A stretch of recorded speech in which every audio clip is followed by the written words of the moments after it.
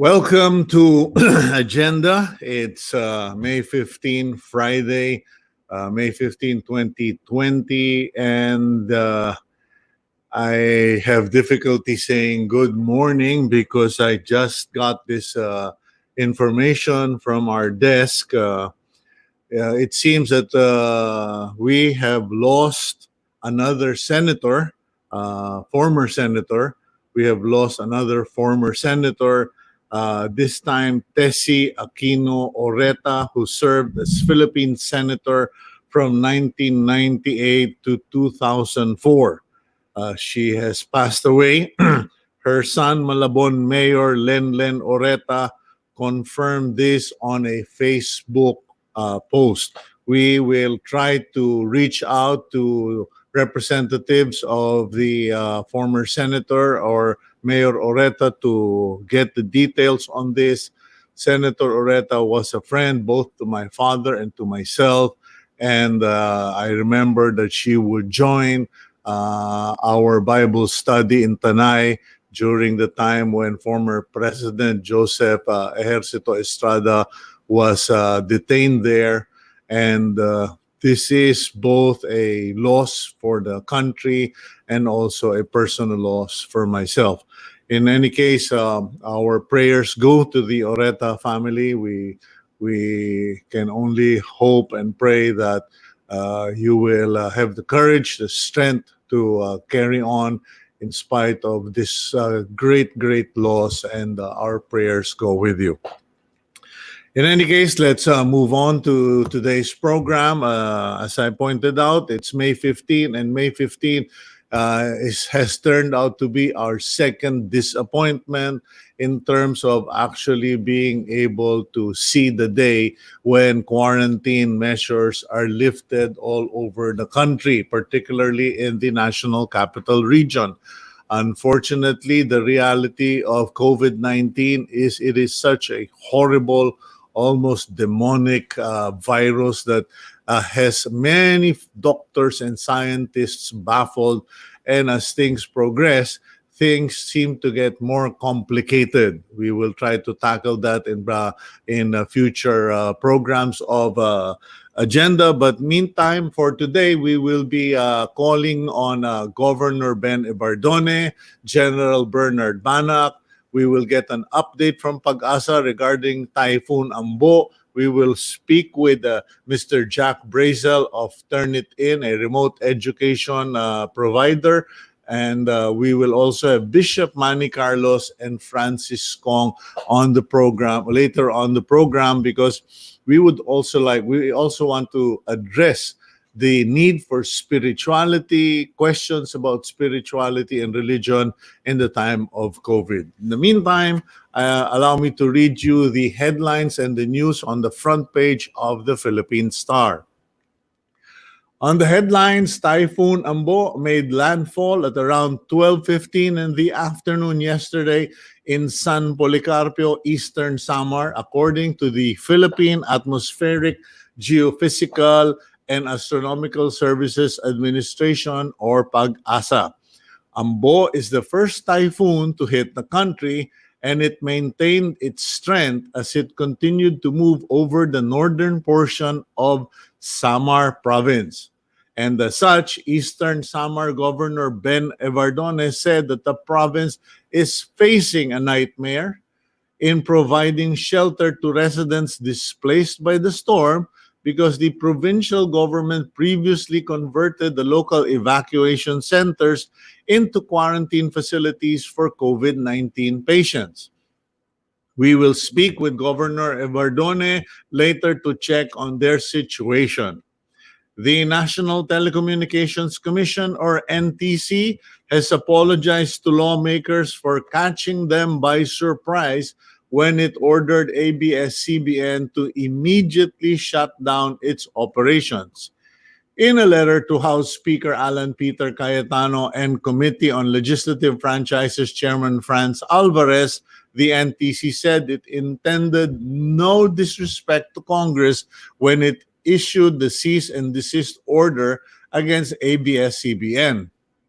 But the agency also defended their move, saying that they did not want to encroach on the power of Congress to provide a license for ABS-CBN through a law.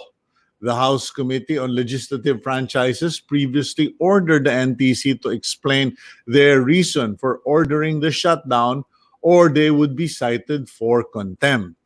Earlier this week, the lower house approved on second reading the bill providing a provisional authority until October of this year for the broadcast giant.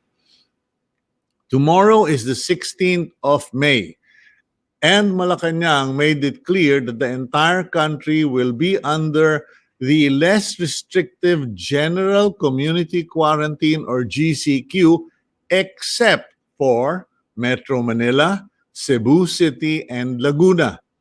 This even as some provinces and cities in central Luzon have asked to be placed under the stricter Modified Enhanced Community Quarantine or MECQ.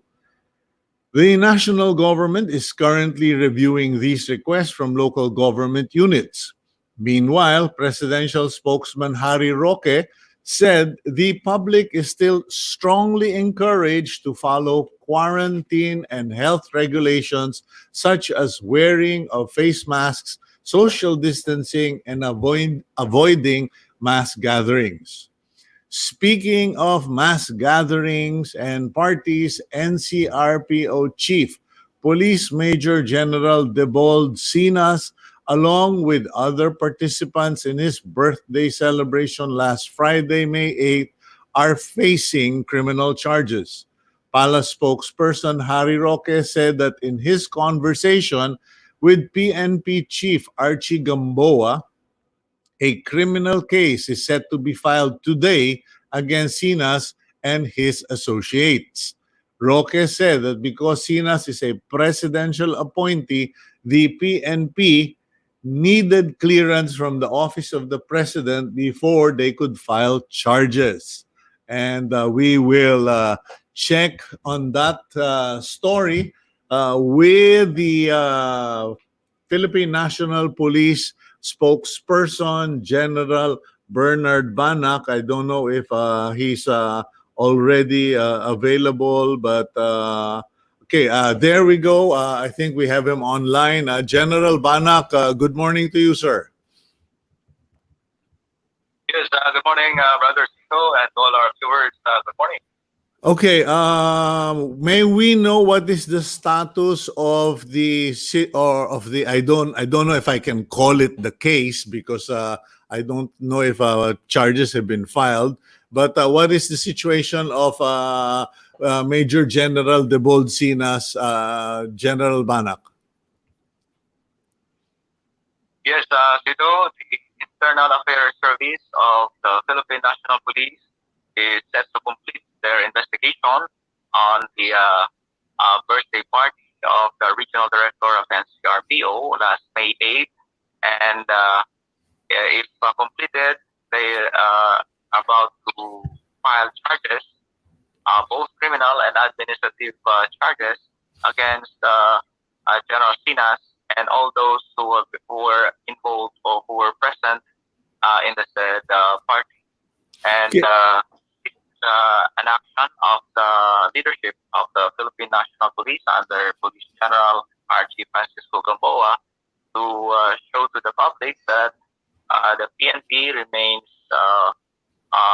impartial and we implement the law, the guidelines of the ECQ for all, both the public and even the police. So no one is exempted under the guidelines or the rules of the community quarantine. So Okay. this is the assurance that we can give to the public. Okay. General BANAC, could you confirm, confirm and identify that there are two other generals who are currently being investigated, if there are, and who are they? Well, at this point, we don't have the details yet, and but we expect that the investigation will be able to cover them, and the Internal Affairs Service will present the details of their investigation once they have completed it this morning or within today. And now, as for the number of those involved, and even ranks or names, we have no details as of yet, Tito. Okay, I respect that. Now, last question, General Bernard Banak. There is this issue that the Rappler reporter who was covering the NCRPO was booted out or removed from the NCRPO Public Information Office Viber group or group chat. And the speculation is this is in retaliation for Rappler exposing or writing about the birthday party of Major General De Bolsinas. What can you say about this, General Banak? Yes, Tito, we have received a report also on that incident, and we will see what really happened, and we would like to invite also the affected party if they would like to lodge formal complaint so that we can act on the report.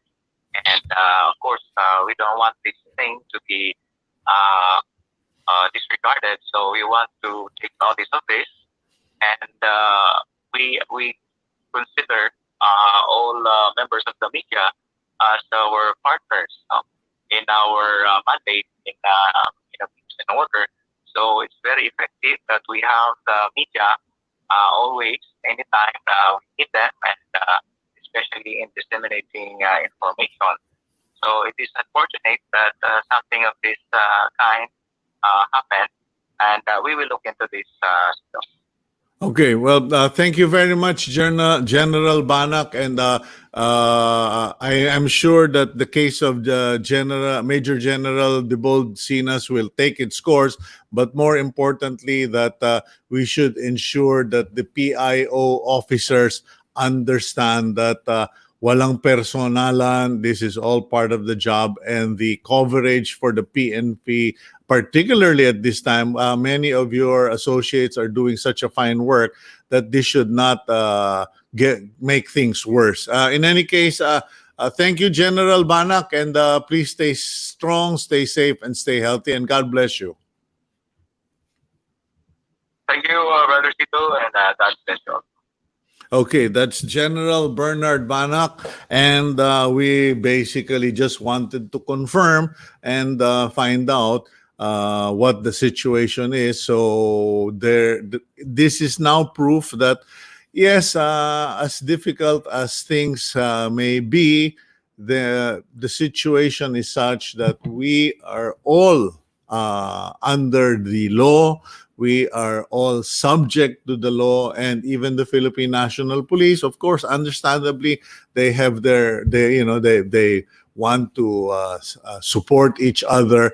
But at the end of the day, the public sentiment and the facts speak out. And this situation where charges will now be filed against Major General De Bolsinas, it's unfortunate. Tao lang naman sila, tao lang tayong lahat. But at the end of the day, it is proof that when the public speaks out, when media speaks out, particularly social media, the government and the authorities do listen and do act. Belatedly, perhaps, but they do act. And mind you, it's not as bad as some situations, particularly abroad, where I just can't remember the guy's name right now. A jogger was shot by two men, and a black jogger, a black man at that, was jogging in a neighborhood. He was confronted by a father and son team, and the son shot the guy with a shotgun. And it took the local authorities there in the US 2 weeks, if I'm not mistaken, or 2 months before they actually made an arrest, only because the father had worked with local authorities. So even in the great nation of the United States, justice can be delayed. But nonetheless, justice will be served, and I guess fair is fair. If people drinking in the street corner or in the squatters area are arrested for violating ECQ, then I guess it only follows that even those who violate it will in the PNP will have to what you call it will have to face the consequences. Now, I don't know. I don't know if you are one of those who actually got this alert from the from NDR RMC or somewhere at 2 in the morning. Okay, our phones just started ringing, and we were all, we all jumped out of bed because we didn't know it wasn't our familiar phone buzz, but it was an alert at 2:30 in the morning to tell us the situation of the typhoon. Now, one of these days, we hope to get a word from the authorities and the telcos, because it was rather alarming, and it was such that the alert could have given a person with a medical condition a heart attack or a stroke, because it was just so startling. In any case, if you were one of those who got that alert and got the sleep or got the shock of your life, let us know about it. We'll go for a quick break, and we'll be right back.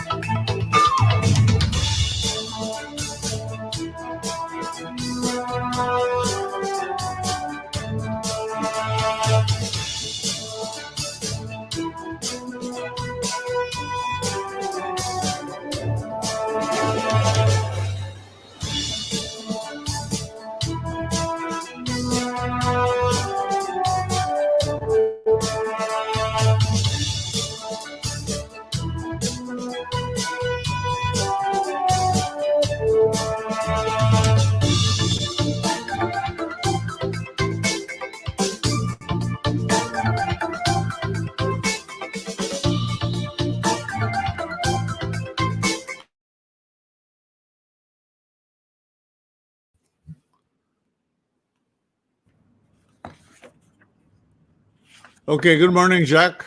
Good morning, sir. How you going? I'm fine. What's your nationality? Are you Australian or British?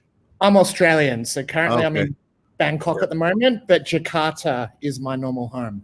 Okay, well, you sound great. I envy the quality of your transmission right now. We'll get back to you. Okay, no worries. Thanks so much. Okay, thank you.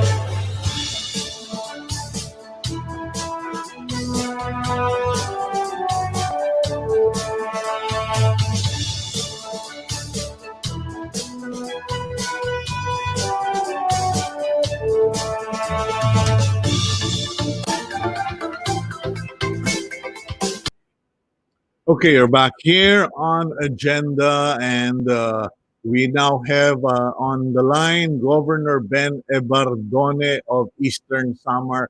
Governor, I hope you're there. Good morning to you, sir. Good morning, Sita. Good morning to all the televiewers.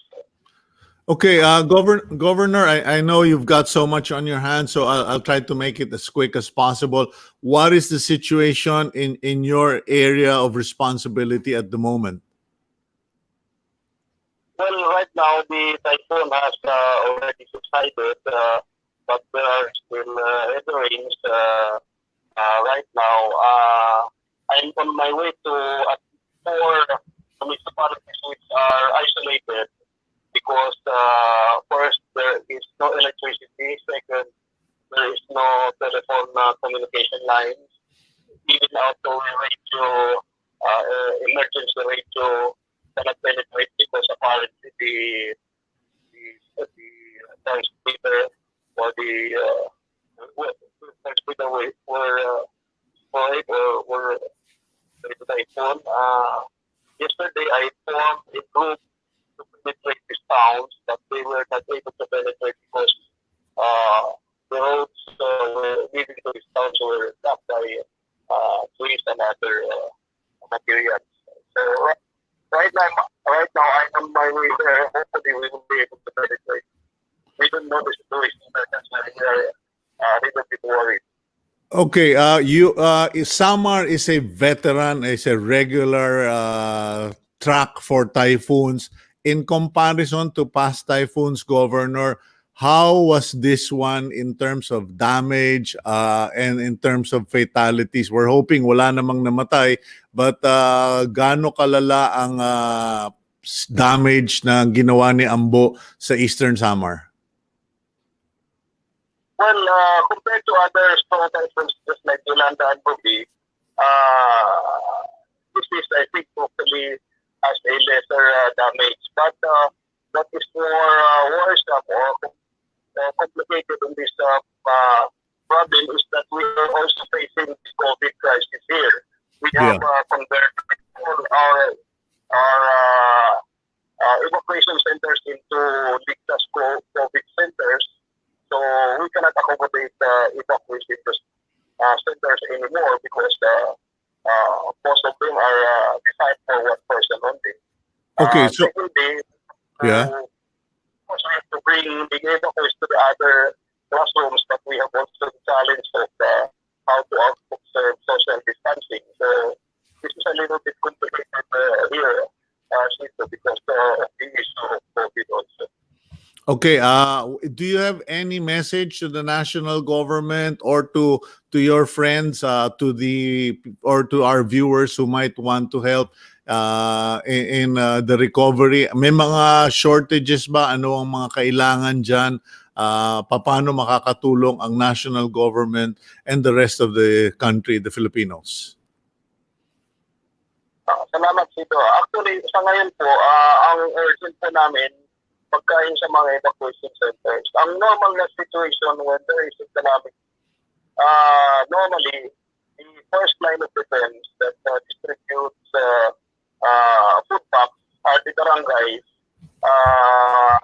at the project, and then after that, the national government comes in.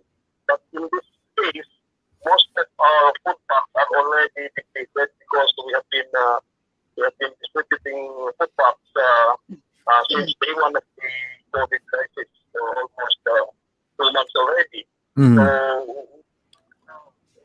So we will appreciate the national government, especially the regional office at PSWB can release some food packs immediately to the evacuees. Siguro. Secondly, siguro yung susunod ay mga infra damage at saka yung sa agriculture.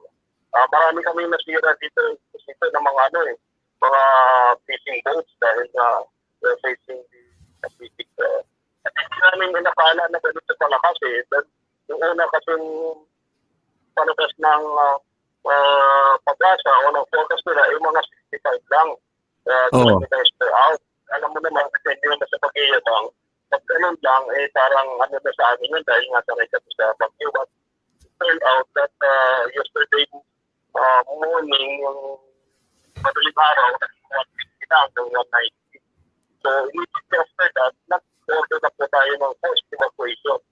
Kaya medyo nagka-problema po tayo ng konti dahil din sa sudden change ng veracity, ng velocity ng typhoon na Apo. So, anyway po, kung matutunan po kami ng pagkain to, we will really appreciate it. Okay, in terms of evacuees and relocation, sabi ninyo na yung mga evacuation center ninyo ay puno na ng mga COVID quarantine patients. Saan ninyo nilagay yung mga forced evacuees ninyo? Sa ibang classrooms, hindi naman patients sa sito, no? Yung mga evacuation centers namin, meron lang ilan kami na mga suspect, no? Pero wala pang mga yan. Pero nakahanda na yan for one COVID. person only per unit. So, it cannot really accommodate mass evacuation. So, ang ginawa namin, sa other classrooms na namin sila, that of course, we have to ensure the social distancing protocol also. Okay, how soon will you be able to restore power? Gaano kalawak yung power outage dyan sa Eastern Samar? And how soon will they be able to restore the power? Well, kahapon po hanggang gabi, tuloy-tuloy po yung restoration. Kasi total blackout po kami yesterday. But in some areas now, there are already power. So, hopefully, I don't know, it will depend also on how badly damaged these areas that are going to. So, I don't know. Hopefully, ma-restore sana nga today or tomorrow. Okay, may panggastos ka pa ba, Governor? Kasi yung COVID-19 lang, most LGUs, most provinces, na-side na yung kanilang resources. And given the expenditure for COVID-19, do you have any money left or funds left to address the damage or destruction caused by Typhoon Ambo on your province? Well, that's a very good question. Actually, to be honest, talagang dito na rin talagang resources po namin. In fact, I had to realign some of my budgets for other projects and programs for this COVID. So, nakatulong nga po yung bigay ng Malacanang ng 1/2 equivalent ng 1 month hirap na namin. But despite of that, talagang kulang na po kami. We have to give hazard pay to our frontliners. Maybe about 20 million we need to give for that. We're also giving 2,000 to the families who are not recipients of the social amelioration, and we need 60 million for that. At yung binigyan naman po ng Malacanang ng half na hira ng probinsya, binigay ko po sa mga hospitals kasi panggit ng PPEs, ventilators, etc. etc. mga COVID-related items po. So, talagang, to be honest, we are already starting for funds. Pero hopefully, I will be able to manage this. Ang kaso ko lang po, walang mabubutan ng mga kapayan ko namin dito.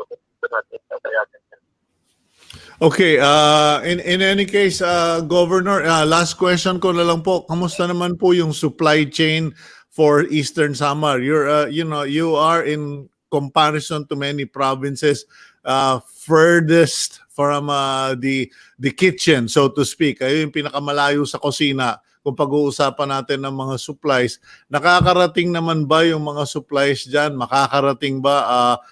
Is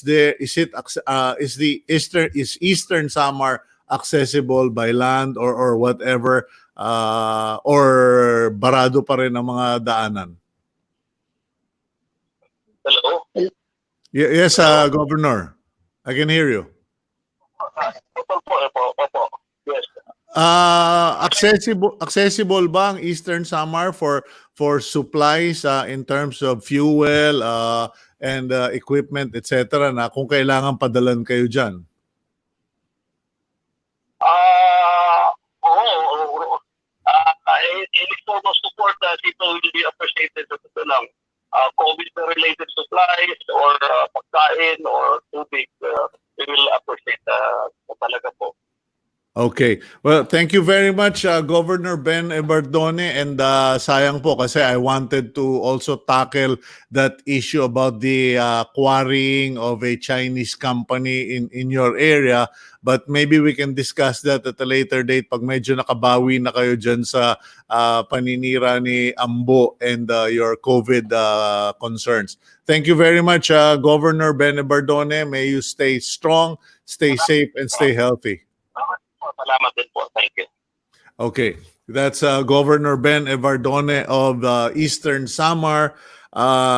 In the lingo of shooters, they are now suffering from a double tap because they got hit by COVID-19, and as the good governor mentioned, and honestly, he was saying their funds are depleted. Even the 1.5 month era, I think, I don't know if it was 1.5 months, but he was referring to an advance allocation of the internal revenue allotment. That's also gone. And so we will have anyone, I don't know, because ngayon medyo ang issue pag nag-volunteer ka, pumunta ka, baka mahuli ka kasi you need to ask permission from the DSWD before you do volunteer work and donations. We'll get back to that. But in the meantime, we'll now go from Eastern Samar. Let's go to Thailand, where our next guest, just to sort of align ourselves, we are also concerned about education in the Philippines. What will education be? And we have on the line our next guest, Jack Brazel. He's good morning to you, Jack. Good morning, sir. How are you doing today? I'm fine. I understand you are in Thailand, and you look. Your signal is so great, and your audio is so great. I'm envious. In any case, Jack, we reached out to you because your company is in the business of remote education. Can you kindly give us more background on what you guys do? Your company is Turnitin, right? That's correct. So Turnitin, we're a global education company that helps institutes right around the world develop their key academic integrity skills, such as the prevention of plagiarism in students' work and the development of students' critical thinking skills. Okay, carry on. So in the Philippines, what we've been doing for the last 4 years is that we can see some really interesting trends. So academic integrity is the most important one. So universities are realizing that we need to consider that work is original from the students and that they're developing their critical thinking skills. So what we've been doing during this time is been partnering with a lot of those universities and helping them move the needle in developing those procedures on the prevention of plagiarism in their universities. Okay, now is plagiarism such a big issue nowadays? Is it something that people get into intentionally? Because I am of the thinking that a lot of kids now, because they're using the same platform, tend to read the same stuff over and over. It just repeats itself like Facebook, and there comes a point when you actually end up thinking it's your idea. Sure. So what we do and what we're helping Filipino universities do, and they've made great progress over the last 5 years, we're teaching them how to craft a really good paper that will help them get ready for the future. So what our system is able to do is actually highlight words where they haven't interpreted the information correctly. And that highlight will help instructors guide their students to develop better writing skills, which is critical. And also what we like to think is that by providing these key tools, we're helping develop Filipino society because we're developing, like you said, critical thinking. We're allowing people to evaluate information fairly in their own mind, put it all together, and then actually come up with an opinion of their own, rather than copying something from the internet and just using that. We want to develop thinkers in the world. Okay, now there have been test surveys, excuse me, in the past where there's been an issue or challenge on the Filipinos' comprehension abilities or standards. Now, I'm sure before you introduced your services, your products, you've done a survey or assessment of the Filipino student in general, or Filipinos for that matter. Where are we in terms of understanding information, appreciating information? So what I can say is really the Filipino government's taken a really positive step because they've made that data positive and they're highlighting that problem. And what I've seen in the last 4 years, in particular in higher education, is that people are knowing this issue. They're developing policies, procedures. One key policy has been around work must be original. And then at the same time, what we're seeing is the development of the instructors, because the instructors have a really important role to develop key writing skills, so comprehension, citation, original thinking, and being able to put that into your own word. I've seen really good progress over the last 5 years to help sort of fix those problems. And I think it's a really great sign in the Philippines that the government's facing these problems head on and they're working to overcome it. Okay, now let's shift to the critical thinking phase, because you may not be aware of it. I'm married to a lady from the Netherlands, and we're connected with a wide group of expats. And critical thinking is something that they constantly point out that's needed in the Philippines. Now, can you put things in context? Because critical thinking seems to come in conflict with the Asian way of living. It's like, don't ask, just do, follow your father, follow your mother. This is how our society works. And Sure. critical thinking is not something that's, really promoted. Right, understood. So I think where we need to go to in Asian society is what instructors have to encourage people to do is actually undertake the process of research and encourage them to feel safe in the development of an opinion after reviewing the research and then using key skills to cite. So look at everything that's out there. So cite, explain where they got their opinions from, but feel safe to make a comment about the question at hand. Okay, now how does your system promote critical thinking? Because what our system does, regardless if it's in a remote or face-to-face setting, if it's used correctly, what we can get our institutes doing is the instructors can send students off on that journey of research, questioning the research, thinking, and then they put it all together into the system, and then they can actually review the data and see if they've actually interpreted it written it correctly without plagiarizing it. Okay, but how do you reconcile the generational gap? I've got a 19-year-old daughter, and when I listen in to her and her friends doing their work, the way they communicate, and the kind of stuff they listen to, I must say it's quite mature, but it's unfiltered. And I Sure. come from a generation where you speak to me in an unfiltered manner, and you will find 5 fingers. That has always been the conflict of 2 generations.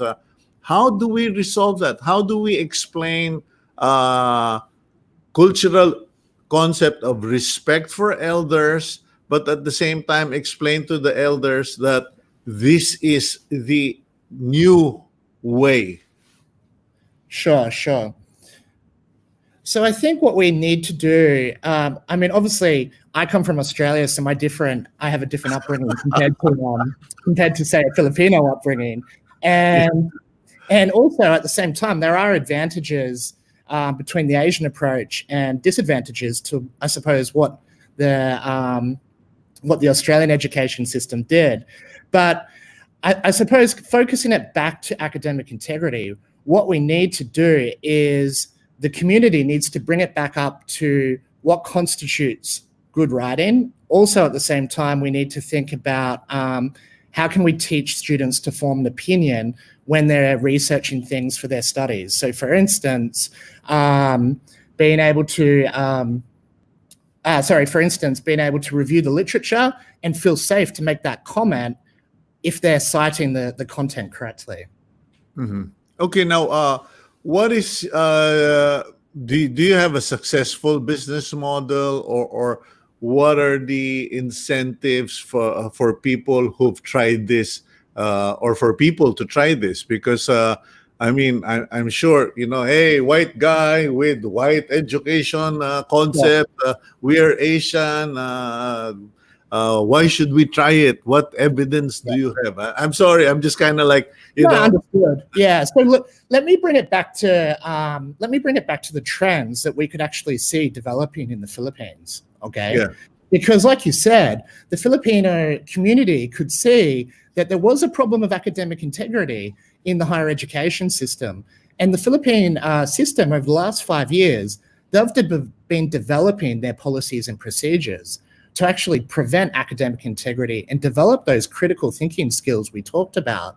And then the great thing is, Filipino customers are actually coming to us because they can see the weaknesses in what's already happening, and they can see our tool playing a key part in preventing that. And another big thing is, with the current COVID situation, we can see obviously the need for remote learning. And again, Filipino customers are asking that question: how are we going to achieve academic integrity if the student's not in the room? So what we can see is we're actually servicing the trends that Filipino customers are actually wanting to fix. They're aspiring to go ahead. And a great advantage, what we're seeing recently, is a lot of Filipino academics are traveling abroad, and they can see some of the advantages of our approaches to academic integrity, assessment design, things like that. And they're bringing that knowledge back. But at the same time, they're actually localizing it. They're making the Filipino style. We're not sort of, telling them what to do. And the great thing about it, over the last 5 years, the progress that Philippine institutes have made, the customers I've seen, has been fantastic. Okay, well, I'll leave it at that, Jack, but I'm sure that some of our viewers are from the Department of Education. A few of our friends do own their own educational institutions. So I'm sure you could expect a few calls from them. And in the meantime, we hope you will continue to stay in touch and let us know if there are new developments, particularly with remote education now becoming more of the reality than the dream. Thank you very much, Jack, and do stay safe, stay strong, and stay healthy. And Thailand, you better be careful, my friend, because COVID is everywhere. God be with you. Okay. Bye-bye. That's Jack Brazel of Turn It In, and we will continue to explore these programs, particularly with with our EP, who is a former teacher turned executive producer, but his passion continues to promote education, and so do we. And now we will now go to our next guest. There's timeout. I have to set this up. Everybody's been talking about health, money, talking about business continuity, talking about staying indoors, etc., etc.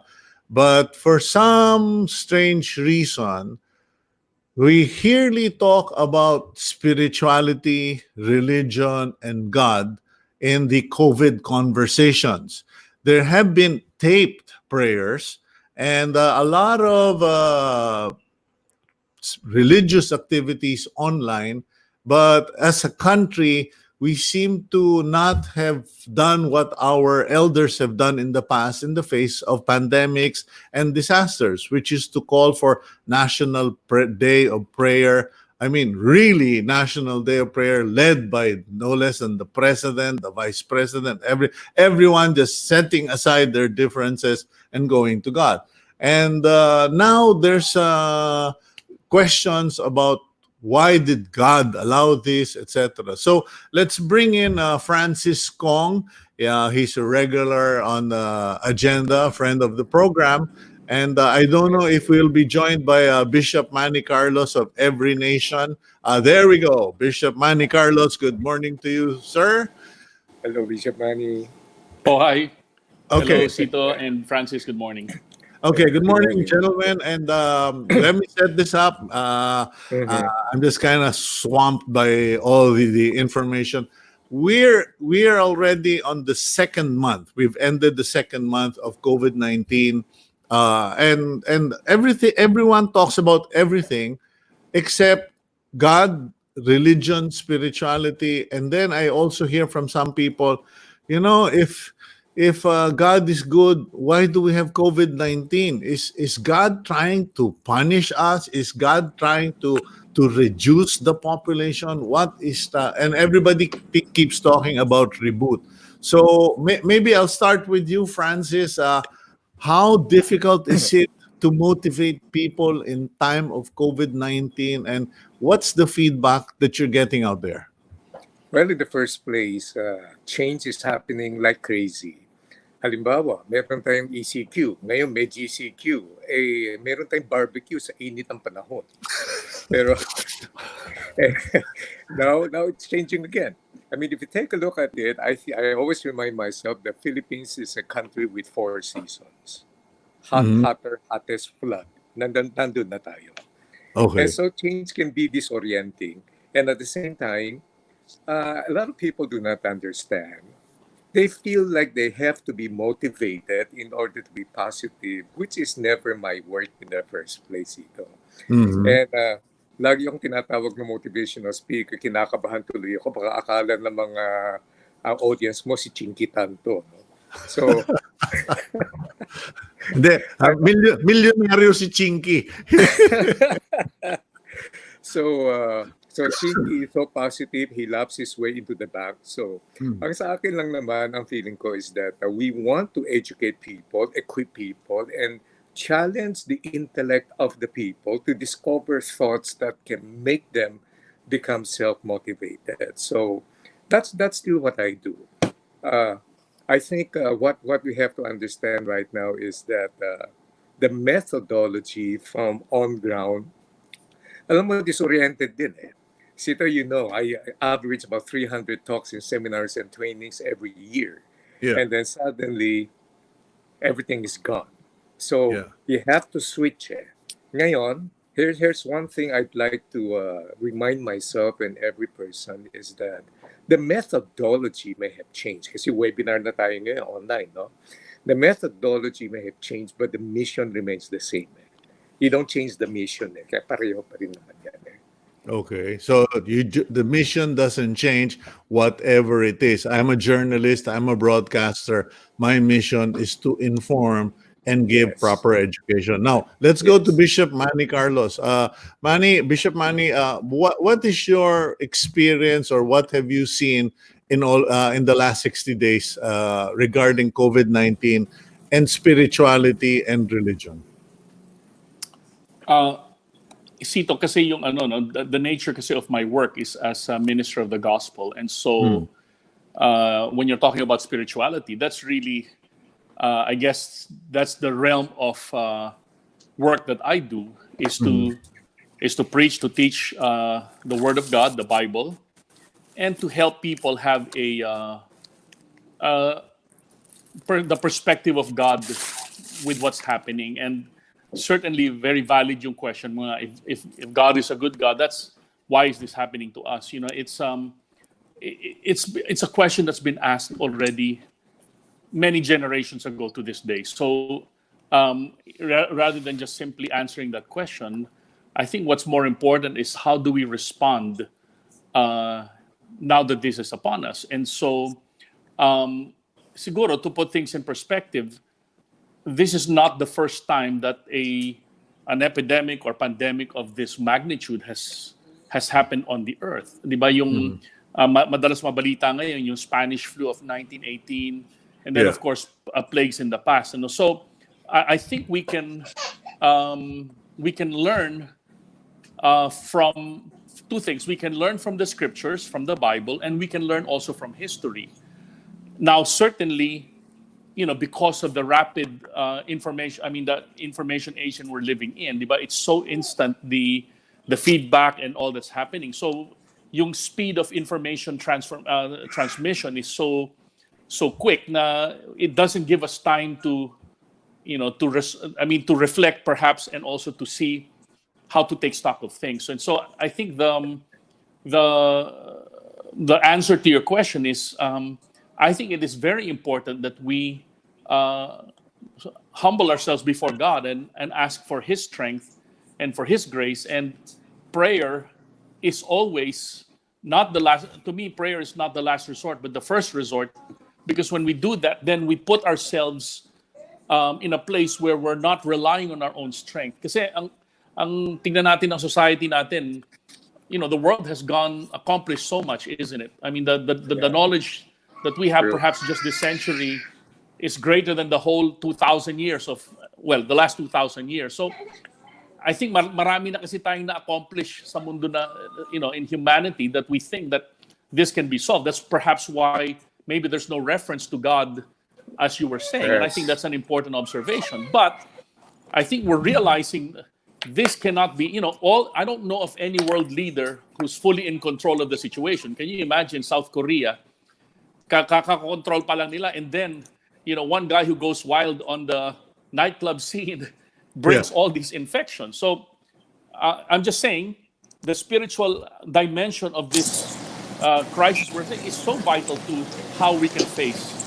And I believe, as Francis also said, yung perspective natin, I think we need to go back to the mission pa rin and the purpose for why we are in this earth, at least from God's perspective, and then we can respond in faith rather than in fear.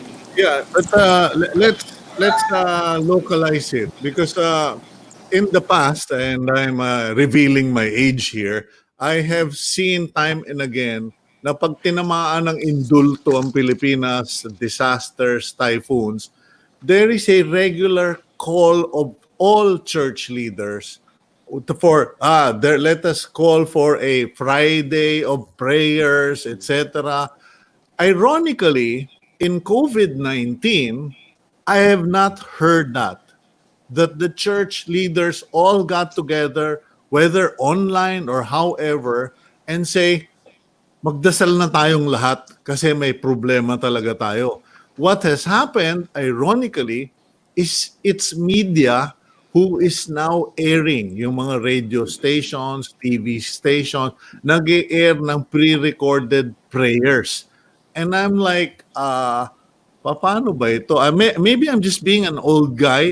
Why is it that it's now electronic and it is all parang kanya-kanya? Francis, you were mentioning something about the many church leaders focusing on their immediate body of followers or parishioners as against nationally united. Yes, that's true. As a matter of fact, survey has been coming out that a great majority of American churches have declared bankruptcy na, no? So compared to the previous pandemics and other crises, you never ever had an experience of having vacant gatherings. So lahat affected. And some churches did very well. As a matter of fact, I'm not saying this because Bishop Manny is here, but ang bilis ng response ngayon ng Every Nation by offering their main places for the healthcare workers, and that doon mo makikita ngayon Christianity in action. And sometimes when you see that in action, it speaks louder than words. What is affected really are high maintenance structures wherein the worry now of the offerings and the tithes come in. So they have their own problems on their own. And siguro sa kanila is how do I get my people so that they want shepherd kasi sila eh. They care for their people as well. Pero I do agree. I think this is one of those important times wherein the leaders of the country, whether we talk about faith-based or kaya our government, should get together and encourage. There should be a day of prayer.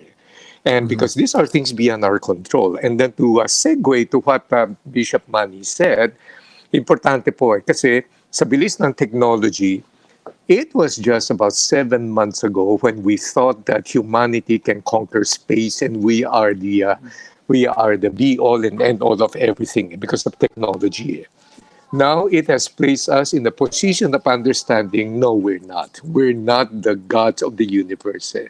There is still a creator behind all of this, and there is a God, and we may not know his purpose, but for now, but eventually, when you look back at historical events, you always see the positive side of things happening beyond this. I'm not diminishing the gravity of the situation, but what I'm saying is, if you take a macro look dun sa sitwasyon na to, minsan darating ang araw at sasabihin mo, kaya naman pala nangyari to eh.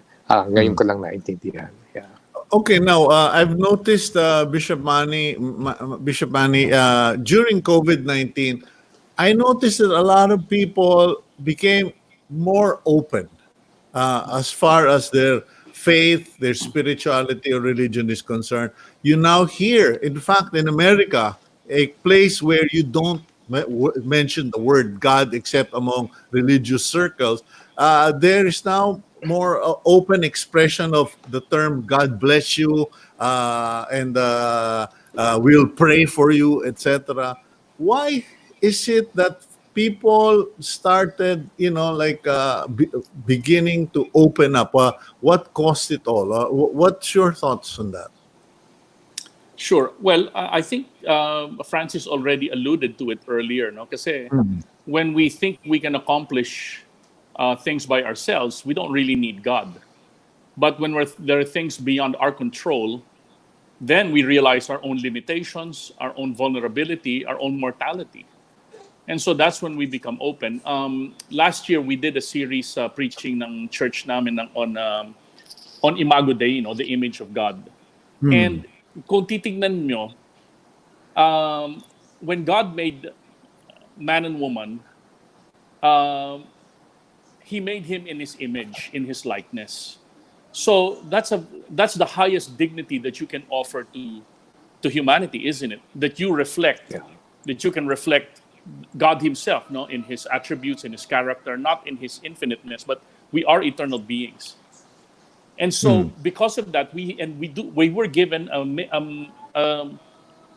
most important responsibility, and that is to take care of the earth and to bring glory to Him and advance His kingdom. And yet, ito yung contrast. I never saw this until we studied this. We were made in God's image, yet we are also made of dust, isn't it? In other words, di ba kinuha tayo sa lupa, di ba? That's how God fashioned Adam. So think about it. We're God's image, but we're dust at the same time.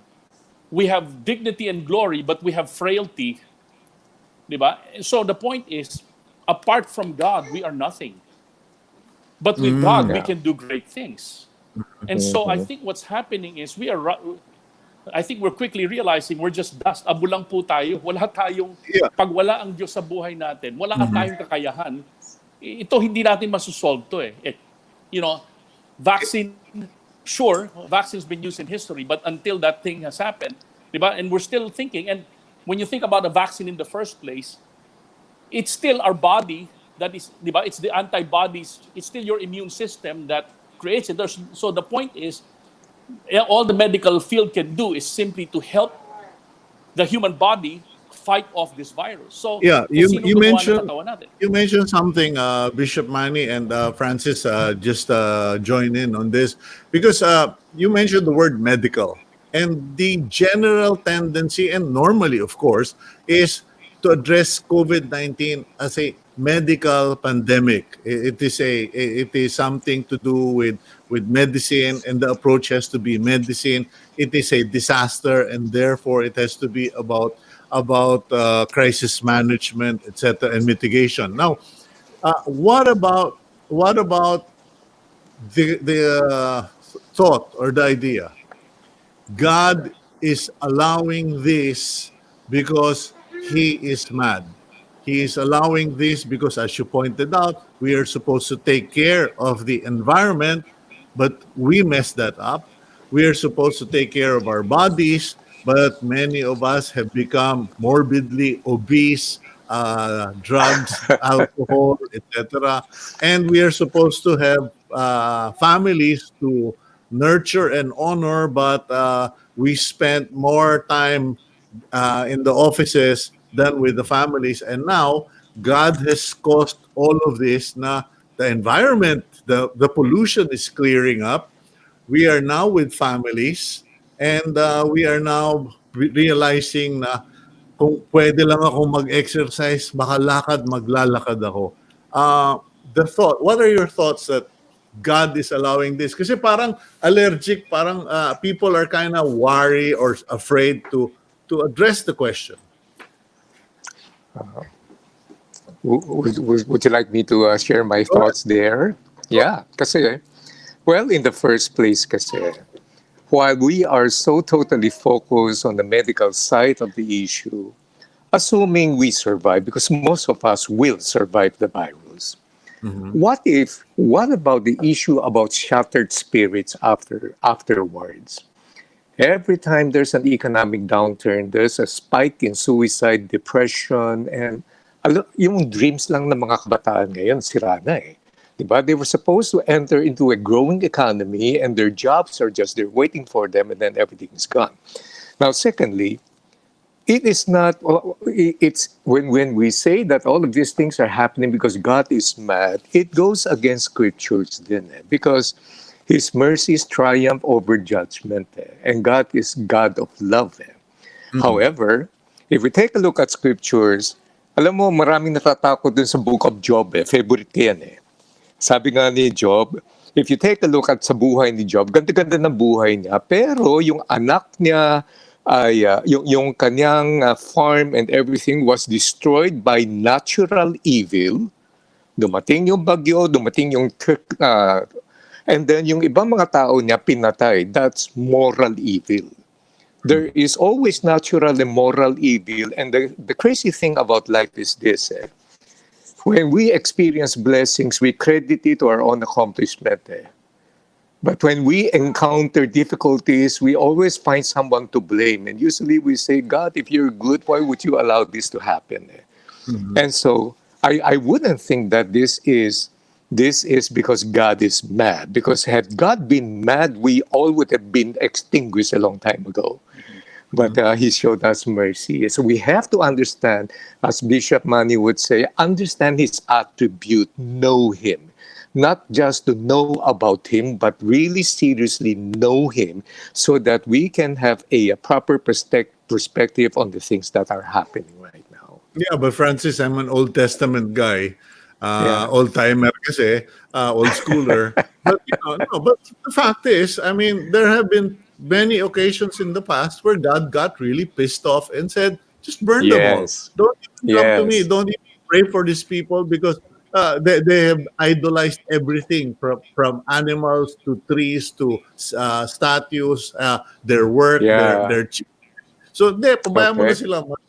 So what I'm saying is the Old Testament God I know gets mad, gets offended. Yes, He's forgiving, but He also resets. In fact, that's what He did in the book of Noah's Ark, di ba? He reset the entire world. Now, Pastor Manny, anong palagay mo dito sa dialogue natin na ito? I'm not trying to start a religious war here, but I think people need to realize or be reminded that we are also accountable for our heaven and our hell under the plans of the great and mighty God. What's your thoughts on this? Sure. sige, kanina, yung pinakikinggan ko nga yung pinag-uusapan nyo, you were asking the question, is this a judgment from God? I think another perspective that will hopefully answer that question is we live in a fallen world. In other words, all that's happening to us, as I said, has already happened in the past. And as Francis said, if That's God true. were really angry at us, then we wouldn't even be here. The point is, we are reaping the consequences of a fallen world. And so when you say a fallen world, bumalik po to dun sa ating mga ninuno, si Adam and Eve. Unfortunately, when they did not trust God and disobeyed, di ba, it set in motion, unfortunately, the corruption of the earth. In fact, yun yung sinasabi ni Apostle Paul no, sa Romans 8:18. Sabi niya, for the creation was subjected to frustration, not by but by the will of the one who subjected it, in hope that the creation itself would be liberated from its bondage to decay and brought into the freedom and the glory of the children of God. Now that's a whole message in and of itself. My point is, because God gave man and woman the responsibility for taking care of the earth, kung ano yung pagkakamali nung unang yung mga ninuno natin, yun yung may effect rin sa creation. So Precisely my point, Manny. We are simply repeating the sins and the failures and the mistakes of our ancestor going all the way back to Adam. The question is, what do we do with the situation? Because the positive thing in all of this that I've seen is that more people are praying, more families are praying together, and as Francis pointed out correctly, there are churches like yours who are now actually have set up morning devotions, midday devotions. I mean, sabi ko nga sa column ko 2 dasal pa, Muslim na tayo. 5 days na tayo. 5 times na tayo magdasal sa isang araw, di ba? We become prayerful as a people. But the question is, can we still because we're talking spiritual, ladies and gentlemen, we are not talking just Bible here or religion, pragmatic solutions. But on the spiritual realm, can Filipinos still do something to appease God, assuming that, hey, God said, okay, you messed up the kitchen, because you made such a mess, now there's germ, bacteria, etc. O bahala kayo, magkasakit kayo dyan. Can we wave the white flag? Kasi yung old school approach ko is, if all of us just come together and say, sorry God, sorry Papa, medyo kasalanan namin to. But I'm not seeing that. I'm still seeing pockets and individuals, and parang, what will it take for us to realize we're all in this together? If we are going to heal as one, we need to pray as one. Sorry, para na akong pastor nito, nahahawa ko sa inyo. No, because it's so frustrating. I mean, 60 days. 60 days. Parang ko nakulong. sorry. Go ahead. Go ahead, Bishop. Remember, what is the scripture that we used decades ago when, where we're during the People Power Revolution, diba? And now it's a very timely scripture again. If my people, 2 Chronicles 7:14, if my people who are called by my name will humble themselves and pray and seek my face and turn from their wicked ways, then I will hear from heaven, I will forgive their sins and heal their land. And what a very appropriate scripture to apply in our lives. So, humble themselves and pray, seek my face and turn from their wicked ways. I think yun yung mahalaga doon yung turning from your wicked ways. It's really repentance, di ba? Yung manumbalik tayo sa Panginoon, kung ano yung mga pagkakasalang ginagawa natin. But we need to do it. We need to do it as a nation, as a people. Kasi may mga nagsabi na sa akin yan Kuyang, everyone is praying, but are they repenting? And then another one pointed out is, why is our why are our priests, pastors, ministers, and national leaders not showing enough humility to say this is beyond us, magsama-sama na lang tayo and mag-appeal na rin tayo kay Lord. Yeah. I think It's, go ahead, Francis, please. go ahead, Francis. I'd like to point out something very modern and contemporary that we also have to watch out for. Ako naman, tuwang-tuwa ako, nasa Pilipinas tayo. Our sense of the presence of God is still very strong. Okay. But you got to take a look at the lesson of 911. When 911 happened, there was a spike in spirituality. Churches began to be filled. I remember one book became a best-selling book. That's the Prayer of Jabez at that time. And then everybody is so happy saying that there's a spiritual revival and so forth and so on. But that lasted only for a few months. Later on, that kind of sentiment turned into the negative. They begin to say, ang nangyari kasi dito sa trahedya ng 911 is because of these fundamentalist people of a different faith destroying the lives of people. And then when you take a look at the progression, or rather the opposite of progress, which is they suddenly brand anything that's fundamental as something evil. Kaya nagsuffer din yung churches. So every time they come across a pastor saying things that goes against the grain of their thought, they would brand them right away as fundamentalists kasi kaya yan. So all fundamentalists are evil. So we have to, we should not repeat history, we should learn from history. And we have to understand that prayer should also be something that is from the heart addressed. While people say that where is God in all of this, you know what? God is always accessible through the person of Jesus Christ there. And that is the faith that we should build in. But as a businessman, ito naman ang sa akin. You have to hold on to your faith while you face the brutal facts.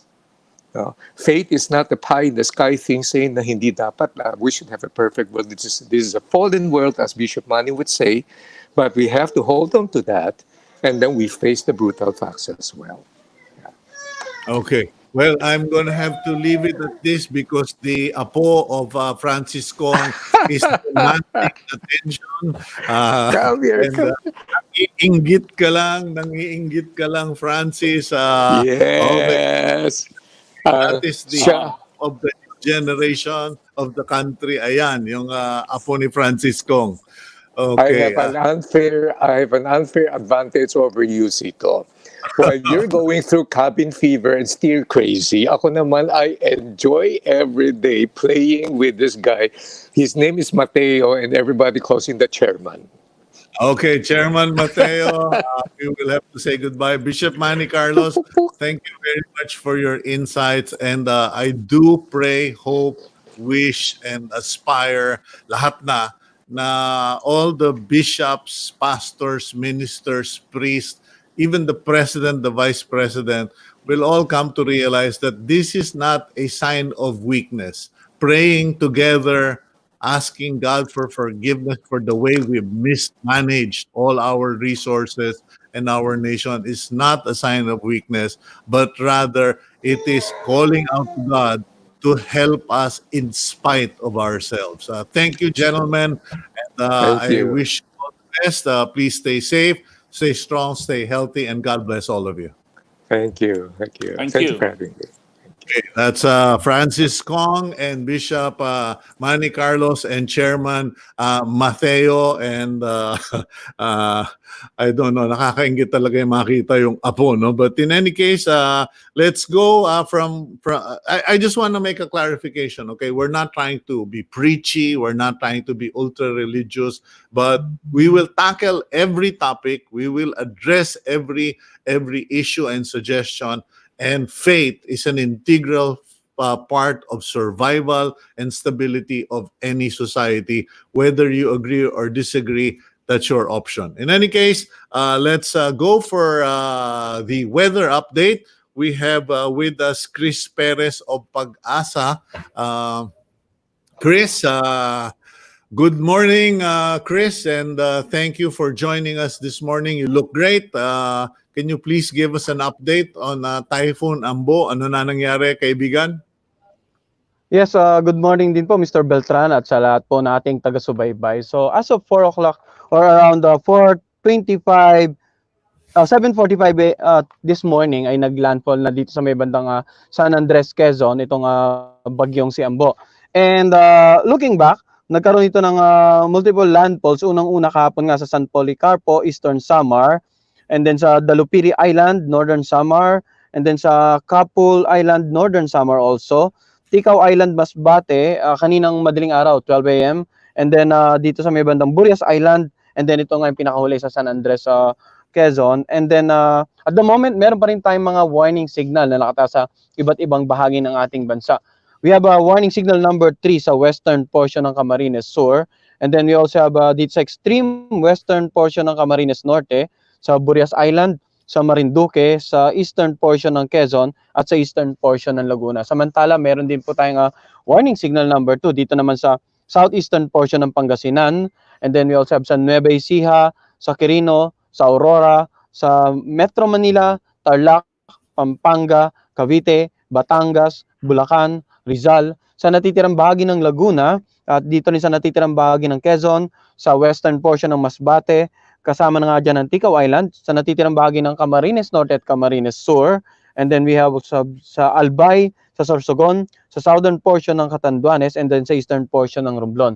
So ito pong mga areas na may warning signals number 3 and 2 ay makakaranas ng masungit na panahon, maalon hanggang sa napakalong karagatan. So dito sa Metro Manila, bagamat hindi pa rin natin nararamdaman itong masungit na panahon, asahan po natin yung mga pag-ulan at mga paminsan-minsan pagbugso ng hangin sa araw na ito. And also within the next 24 hours hanggang possibly bukas ng umaga. So sa mga kababayan po natin nagtataka, warning signal number 2 po dito sa Metro Manila pero wala naman, no? So Yeah. the concept of raising warning signals is to alert the people as early as possible po habang wala pang gaanong epekto para po mas makakapag-prepare yung ating mga kababayan. Kasi ito po yung usually napa-comment nating mga kababayan, bakit tayo nagtataas ng warning signal? Maganda maaraw pa or wala pang ulan dito. So, nire-remind lang po natin yung ating mga kababayan na we have to warn you in advance. Dahil po pag nandiyan na yung ulan or malakas na hangin, ay mahihirapan na po tayo mag-prepare. And lastly, we have warning signal number 1 sa mga lalawigan po ng Cagayan, kasamang Babuyan Island. And then dito rin sa Isabela, Ilocos Norte and Ilocos Sur, sa La Union, sa natitirang bahagi ng Pangasinan, sa Payao, Kalinga, Abra, Ifugao, Mountain Province, Benguet, ganun din po sa may bandang Zambales, Occidental Mindoro, sa natitirang bahagi ng Catanduanes, sa natitirang bahagi ng Masbate, natitirang bahagi ng Romblon, sa dulong northeastern portion ng Capiz at dito sa may bandang northeastern portion ng Iloilo, and lastly sa western portion ng Northern Samar. Yung mga lugar na may warning signal naman, makakaranas po ng mga pag-ulan at paminsan-minsang pagbugso ng hangin.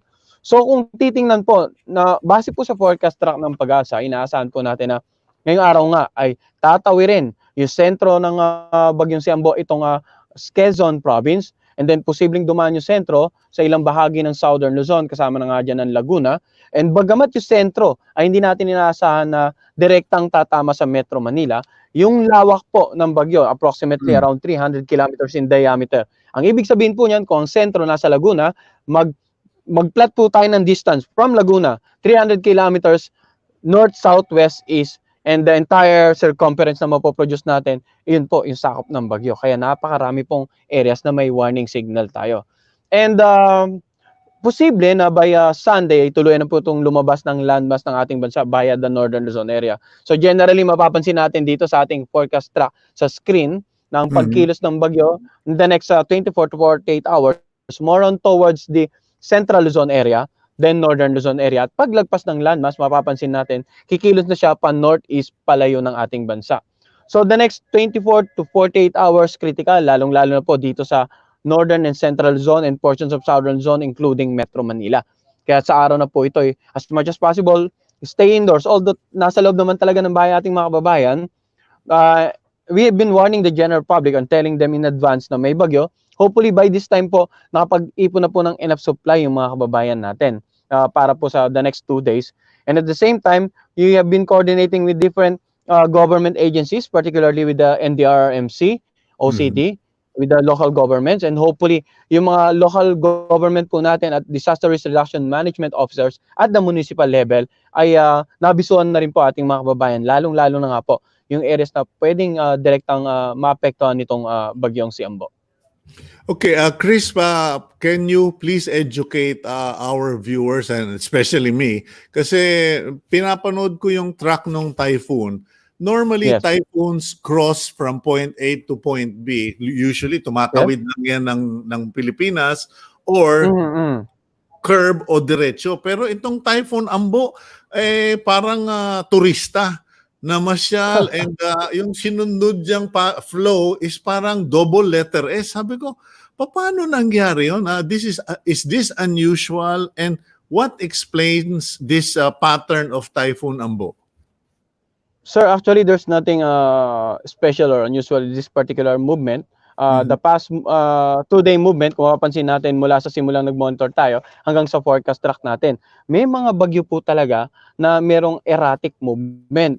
Kumbaga, gaya nga po na nabanggit nila kanina, minsan may bagyo from point A to point B in a straight line. Minsan nangyayari po yon. Meron man pagkataon na they are following some sort of a semicircle movement, curve na track. But with this one, sabi nyo nga po nila, parang letter S, ito yung sinasabi natin na minsan erratic movement ng bagyo. And nararanasan po natin ito anytime in any part of the year. Nagkataon lang na pag panahon kasi ng May, yung mga warm months or dry season or summer dito sa ating bansa, normally bihira po tayo nakakaranas ng bagyo. But during the latter part of every year, yung from June onwards, lahat halos ng possible tracks ay pwede nating maranasan. That is why maaaring naninibago po ang mga kababayan natin, uy, may bagyo, panahon ng Mayo or buwan ng Mayo. Yeah. Normally, wala naman. Dahil nga po, yung first half of every year, we normally don't experience, or at least, kung magkaroon man po, ay isa lamang. So sa mga darating na buwan, dahil wala naman po tayong naasahan na large-scale climate condition, wala po tayong El Niño or La Niña, the second half of every year, kailangan i-remind natin ng ating mga kababayan, usually yun yung mas maraming bagyo na nararanasan sa ating bansa. Minsan 2, 3, minsan 4 pa per buwan. Ang posibleng maranasan, lalong-lalo po sa mga buwan ng June, July, and August. Okay, what month of the year or what part of the year ang pinakamatindi ang bagyo? Kasi ang general thinking yata last quarter, pag pumasok ang bagyo, paghandaan at gugulpihin ka nan. Well, climatologically speaking, base po sa records ng PAGASA beginning 1948 onwards, tiningnan natin yung pattern ng mga bagyo on a monthly basis, on a yearly basis, and then nagkaroon ng average pattern na nakikita natin yung dominant movement ng mga bagyo. Kaya nasabi natin na yung last quarter of every year, ang usually mas malalakas ang bagyo, nangyayari kasi in terms of intensity, mas maraming tropical storm o kaya typhoon intensity. Malakas po yun kaysa sa tropical depression. Example, itong si Ambo is already a typhoon na category cyclone. At kung mapapansin natin yung mga damages na ginawa nito sa Eastern Visayas via various posts sa social media. Then, aside from mas malakas ang intensity ng bagyo, during the last quarter of every year or the second part of every year, mas marami po ang tumatawid. Lalong-lalo na dito sa Luzon area. Yun po ay base na rin po sa seasonal movement ng mga large-scale weather system. So meron pong particular pattern every month na malaki ang impluwensya sa movement ng bagyo. Pag last quarter of every year, usually more on the central and southern part of Luzon, Visayas, and Mindanao ang movement. Pero yung early part of the year, more on Visayas, paakyat ng norte papuntang Luzon ang pattern ng mga bagyo. Okay, Chris, may nakita kasi akong weather forecast sa isang international news show. And sinabi nila na babahain tayo sa Typhoon Ambo kasi ang laki na nga nung sabi mong scale, yung range ng Diameter. bagyo, yung diameter. Pagkatapos sabi nila, intense daw yung rains that it will bring. Pero parang hindi naman natin nakikita yon. Ito ba si Typhoon Ambo, mahangin o maulan? Well, base na rin sa mga na-receive nating weather data the past 24 hours, 12 or 24 hours, may mga areas talaga na makakaranas ng mga matitinding pag-ulan. Bagamat sa forecast natin, ito po yung lagi nating binibigyan din. Ang bawat bagyo, regardless of category, lalong-lalo na kung nakikita natin na posibleng magdulot ng pag-ulan, malalakas na pag-ulan at malalakas na hangin, i-include po natin lagi sa warning. Ngayon, ito pong si Ambo, typhoon category po ito. Napakalakas po ang bagyo nito. I-anticipate po natin both scenarios. Either makaranas tayo ng malalakas na ulan or malalakas na hangin. Bakit po ba? Dahil para pagandaan po natin both scenarios. Kasi pag nag-focus lang po tayo sa malakas na hangin at biglang nag-ulan, then we will be caught off guard. So, normally, ang pag-ulan naman, in terms of rainfall na associated with the bagyo, pag sinabi po natin na moderate to heavy, hindi po agad-agad na isang bagsakan lang po yun. Mapapansin po natin, ang bagyo may duration. May ilang araw na tumutumbok or tumatawid sa ilang bahagi ng ating bansa.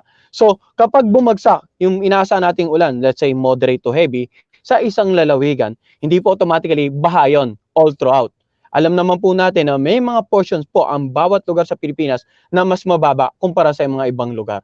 For example, dito na lamang sa Metro Manila, no, ang usual na madalas prone sa pagbaha ay itong tinatawag nating Kamanaba area. Kasi mas mababa sila, yung elevation ng surface nila kumpara sa ibang part ng Metro Manila. Correct. So, same as with any other provinces, pag sinabi po natin na posibleng magdulot ng malalakas sa pag-ulan na magdudulot ng pagbaha, lalo na sa mabababang lugar. At pagguho ng lupa, lalo na.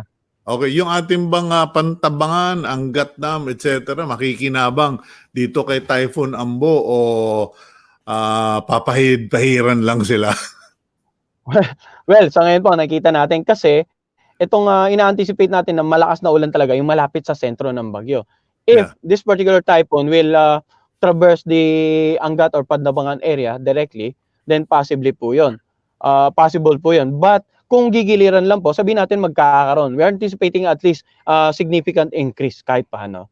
Ayun. Okay, well, I won't take any more of your time, Chris. Ang dami kong natutunan this morning and I hope it's the same for our viewers. We really appreciate the services of PAGASA and alam namin na paminsan-minsan kayo nasisita pero by and large your track record in the past year or past few years have been great and we appreciate and we just want to let you know, alam nyo hindi kayo masyadong kinikilala being frontliners pero kung wala kayo nanghuhula kami at nangangapa kami. So maraming salamat sa mga tiga-PAGASA, Chris. Maraming salamat din po sa kanila at sa mga kababayan po natin. Last payo na lang po, manatili pong nakatuto sa weather updates ng PAGASA. Every 3 hours po, nag-update tayo sa bagyong si Ambo. Okay, let's say thank you to PAGASA and may you stay strong, stay safe, stay healthy, and God bless you, Chris, at lahat ng mga tiga-PAGASA. Maraming salamat po sa inyo rin po. Okay, that's Chris Perez of PAGASA. And please be reminded, there is still a typhoon. You may not believe it, you may not feel it, particularly dito sa Metro Manila. Pero tinitingnan ko lang dyan sa labas ng aming bintana, ay makulimlim pa rin at basa ang kapaligiran. And I think in an hour or so, we will really start to feel the signal number 2 in Metro Manila. In any case, that's it for us today. Again, allow me to extend our condolences to the Aquino Oreta families who have lost the former Senator Tessie Aquino Oreta, and she is a friend, and I was kind of hoping I would catch up with her after COVID-19, especially with our small group Bible study before, but she has passed away, and our condolences to the family. In any case, for the rest of you out there, please spend today, this weekend, spending more, doing things, quality things, speaking, talking to your loved ones. If you're with your immediate family, your wife, your husband, now would be a good time to express your appreciation, how you value them, how you love them. Now would be a good time to speak to your children, talk to them about your aspirations for them, and also listen to them. Listen to their fears, their concerns, their aspirations. And more importantly, I would like to encourage all of you out there to do what me, my wife, and my daughter are doing almost every night. We try to do it almost every night. Not perfect, but almost every night we pray. I have a small book where I list the names of people that God reminds me of, people who ask for prayers. We pray through that book. We just pass it around among us, and we just ask and implore God to take care of them, address their needs. And I ask you, invite you to do the same, because you can have all the money. That's not going to buy you life. You can have the greatest house, doesn't necessarily give you happiness. And in spite of all the governments in the world, we are still fighting a win-lose battle against COVID. And at this stage, we need a superpower, a super reassurance, super hope. We need super God. Thank you. God bless all of you. And please stay strong, stay safe, stay healthy, and take care.